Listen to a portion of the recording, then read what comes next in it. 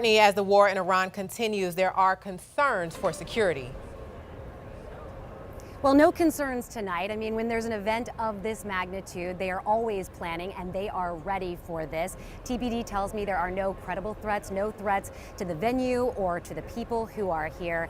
And planning for Soft Week, it is extensive. Let me show you a little bit. We're just outside the convention center. Things are starting to wrap up on the end of day one, but you can see some of the items that they have on display outside the convention center. Essentially a year in the making. They've been planning for this, with security planning really picking up about 6 months ago. Now, 3 hours ago, I met with planners from USSOCOM, the Global Soft Foundation, and Tampa Police. Each plays a critical role in the success of this week's mission. There are more than 26,000 registered attendees from more than 74 partner nations. Soft Week allows for our U.S. military to connect with international counterparts, strengthening those relationships and networking with the defense industry to stay ahead in capabilities of modern warfare. And if you know anything about special operations, we are international. Rarely ever do we do anything unilateral. We've all kind of grown up together for the last 30 or 40 years. And so every one of us have a big part. Our mill-to-mill relationships are sometimes what I would consider the things that prevent wars.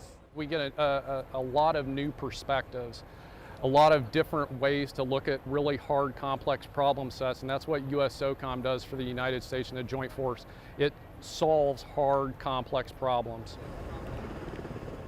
And one of the most anticipated events for the public here in Tampa is that capabilities demonstration that we see every other year right here on the waterfront. We're going to see that this year. This is video from previous events. And you will see 130 special operators from 9 countries working together as they would on a recovery mission. They'll come from air, land, and sea, giving Tampa Bay a taste of what these special operators really do best. And that is at noon on Wednesday.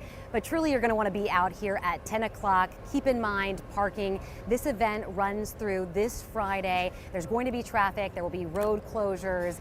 And of course, there are going to be a lot of people down here. To get into the convention center, by the way, you do have to be registered. But to come and see everything that's happening around it, you don't have to be. So if you want to come out on Wednesday and get an up-close look at what happens with our special operations community, you can do that.